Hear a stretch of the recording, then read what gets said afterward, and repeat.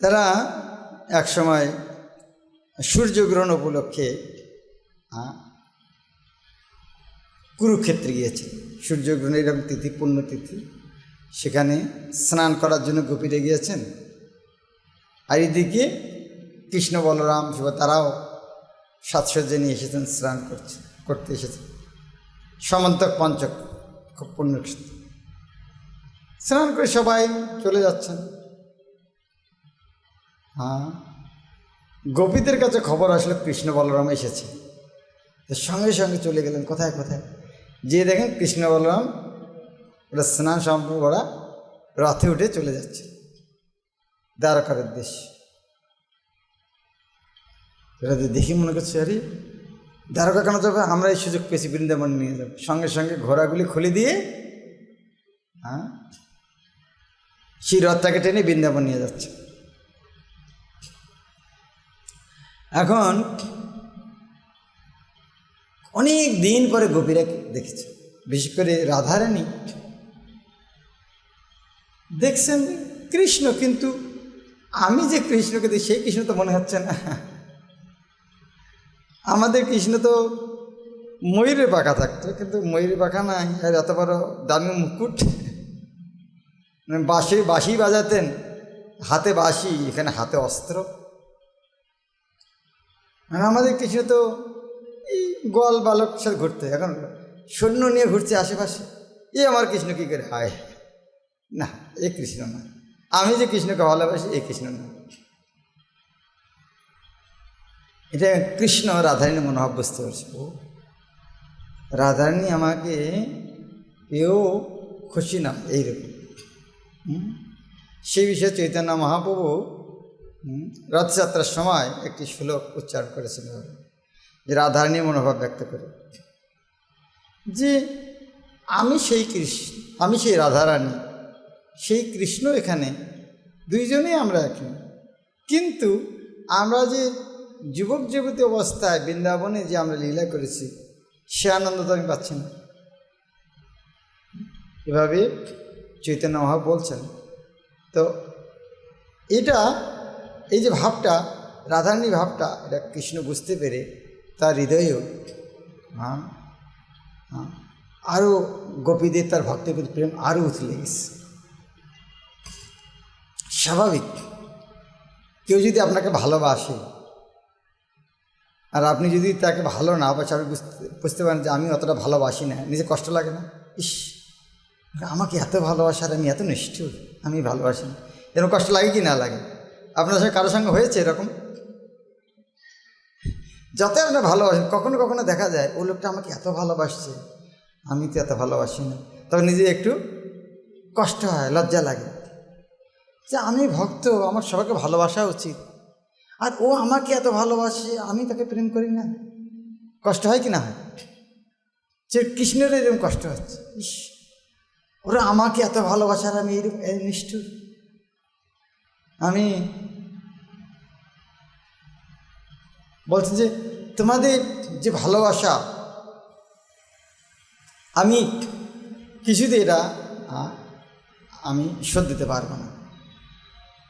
ভগবান এটা গীতায় বলেছেন, যে আমাকে যেভাবে ভজন করে আমি সেভাবে প্রতিদান দেব।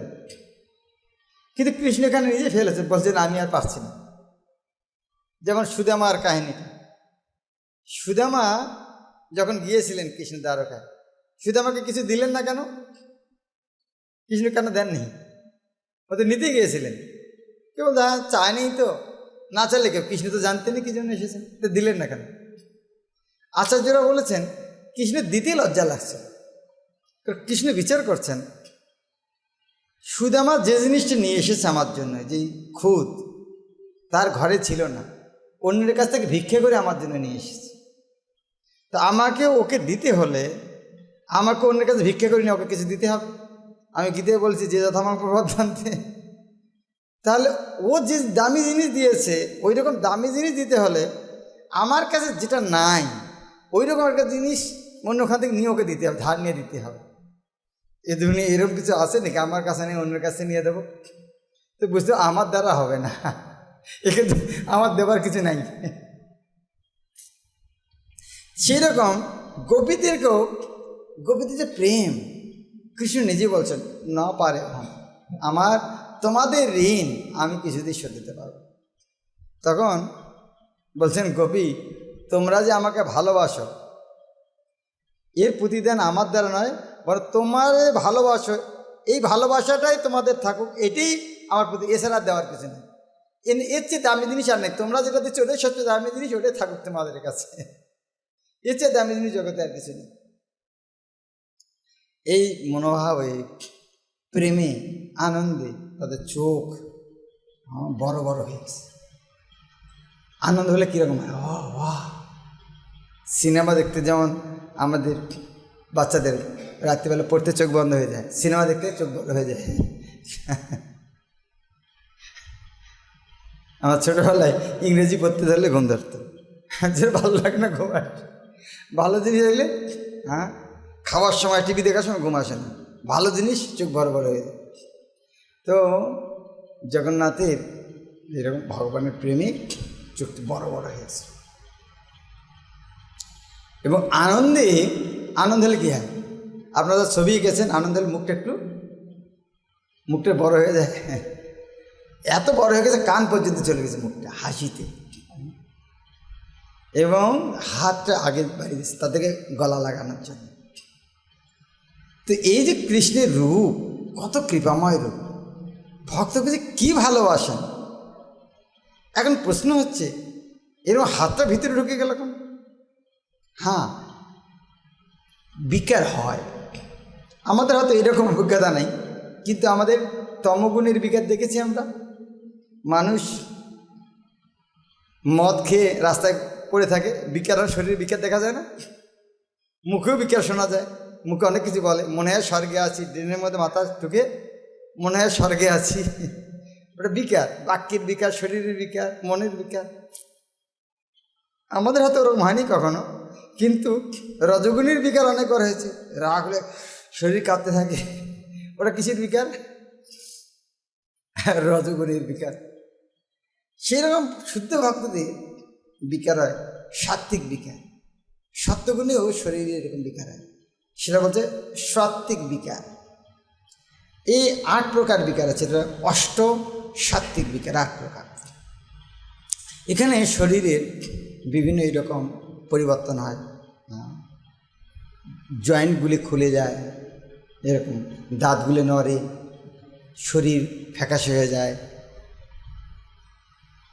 মানে মরা লোকের মতো, শরীর কাঁপতে থাকে, স্তম্ভাকার পিলারের মতো করে খাড়া থাকে, ঘাম হয় অনেক, প্রচুর কান্না আসে, শরীরে রোমকূপ খাড়া হয়ে যায়, অন্তিমে মূর্ছা, অজ্ঞান। এই সব লক্ষণ একসাথে চৈতন্য মহাপ্রভুর মতো। এবং শরীরে কোনো প্রাণের কোনো লক্ষণ পাওয়া যেত না, এরকম শুধু একটা জায়গায় লক্ষণ পাওয়া যেত, একটু পাতলা তুলে যদি নাকের কাছে ধরতে তো সামান্য একটু, আর তখন বুঝে না এখনও শ্বাস নিচ্ছে, এছাড়া প্রাণের কোনো লক্ষণ পাওয়া যেত। তো এই যে বিকার, এই লক্ষণ সার্বভৌম ভট্টাচার্য যখন দেখেছিলেন, তখন আমি তো পুস্তকে পড়েছি এরকম লক্ষণ, কিন্তু এরকম যে হয় এটা কোনোদিন আমার কল্পনা ছিল না। আমি তখন বুঝতে পারিনি সাধারণ কোনো ব্যক্তি, ওই সময় বুঝতে পারেনি যিনি ভগবান, কিন্তু উনি বুঝতে পেরেছে সাধারণ কিছু না। এই চৈতন্য মহাপ্রভুর মধ্যে এইরকম বিকার হতো, কৃষ্ণ এইরকম প্রেমের বিকারে এইরকম তার শরীরে পরিবর্তন হয়েছে। এখন আমাদের আবার একটু পিছিয়ে যায়, আমাদের যখন মনে এরকম পরিবর্তন হয়, যেমন মনটা আমি রাগ করছি, কাউকে রাগ করলে ইংলিশে কি বলে, face is the index of the mind. মুখ দেখলে বোঝা যায় ভিতরে কী চলছে।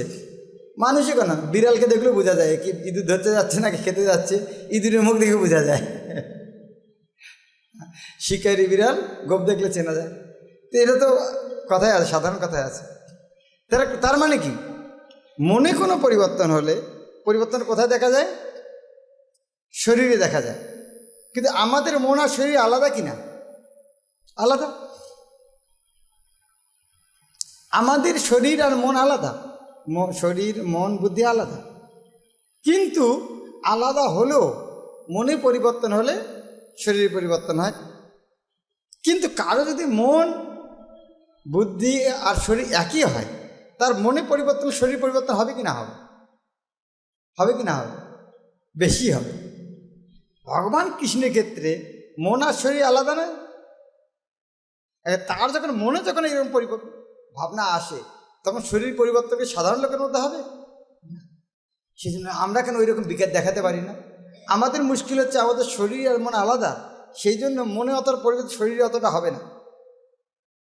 কিন্তু ভগবানের যেহেতু মন আর শরীরটা একই, তাই মনে যেরকমভাবে পরিবর্তন হবে শরীরে ওই রকমের পরিবর্তন হবে। তার আর একটা সবচেয়ে বড় প্রমাণ কি?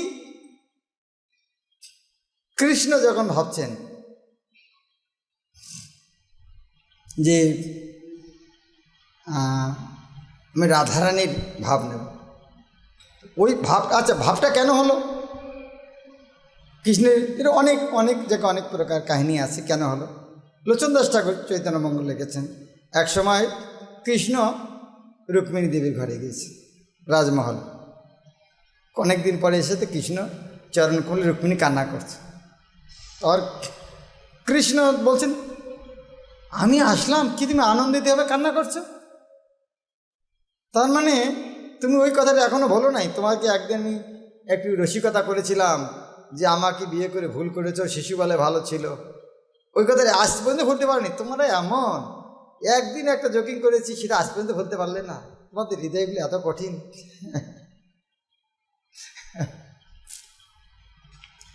তো রুক্মিণী আরও কান্না করছে, বলছে না না, সেটার জন্য আমি কান্না করছি।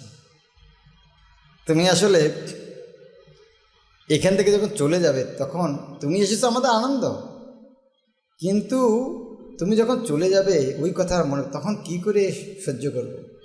আসলে তুমি তোমার ভক্তের হৃদয় জানো না। তোমাকে না পেয়ে ভক্তদের যে কত কষ্ট, এটা তোমার জানো না। বুঝো, তোমার যে সবচেয়ে শ্রেষ্ঠ ভক্তা রাধারানী, তার যে কি কষ্ট তুমিও জানো না। হ্যাঁ, এরকম হয় নাকি? আমি স্বয়ং ভগবান, আমি জানি না, এরকম হতে পারে নাকি? কথা তো ঠিকই। তাহলে একটু বিচার করে দেখি। তখন এটা জানার ইচ্ছা হলো, রাধারানী আমাকে এত ভালোবাসে। আচ্ছা, কীরকম ভালোবাসে?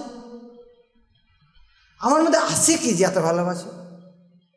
আমার মধ্যে কি আছে দেখতে চান কখনো আপনারা? দেখেছেন? আয়না দিতে হয় আমার মুখটা কীরকম, তো নিজে দেখা যায় না অনেক সময়, সেই জন্য আয়না দিতে হয়। তো কৃষ্ণ ভাবছেন রাধারানী কীরকম ভালোবাসে, বা আমার মধ্যে এমন আছে কি যে কৃষ্ণ রাধারানী আমাকে এত ভালোবাসে। তারপর আরেকটা ভাবনা হলো, আমাকে ভালোবেসে নিচ্ছে, খুব আনন্দ পায়, নাহলে কেন ভালোবাসে? তো সে আনন্দটা কি? এখন এগুলো যদি জানতে হয় তাহলে একই রাস্তা। কোনটা রাস্তা?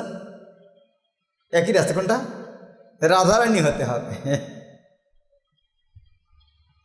তো এই যে সমস্ত ভাবের তৎভাবাঢ্য সমজনী শুচিগর্ভ সিন্ধু। আঢ্য মানে সম্পদ, ধনাঢ্য ব্যক্তি, আঢ্য মানে সম্পদ, ধনের আঢ্য। সেরকম তৎভাবাঢ্য, এইরকম বিভিন্ন মনে ভাব কৃষ্ণের যখন আসলো, ভাবের আঢ্য,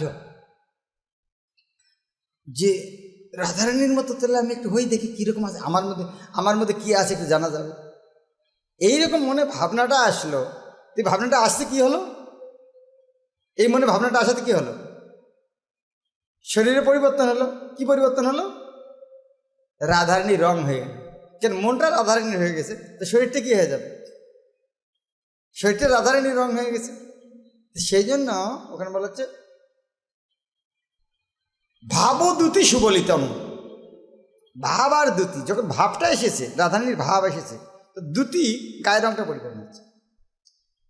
রাধা ভাব দ্যুতি সুবলিতম নৌমি কৃষ্ণ স্বরূপম। এই কৃষ্ণ তিনি রাধারানীর ভাব আর দ্যুতি নিয়ে যখন আসে, উনি হচ্ছে চৈতন্য। রাধা ভাব দ্যুতি সুবলিতম নৌমি কৃষ্ণ স্বরূপ। এই যে জগন্নাথ যেভাবে তার ভক্তদের প্রতি ভালোবাসা, তার ভালোবাসার একটা চরম লক্ষ্য, চরম প্রকাশ। এইভাবে কৃষ্ণের এই অবস্থা হয়েছে, বলরামের এই অবস্থা হয়েছে, এবং সুভদ্রার এই অবস্থা হয়েছে। সবারই বৃন্দাবনের কথা মনে পড়েছে। বৃন্দাবন, আমার বৃন্দাবনে যাচ্ছি, কি আনন্দ।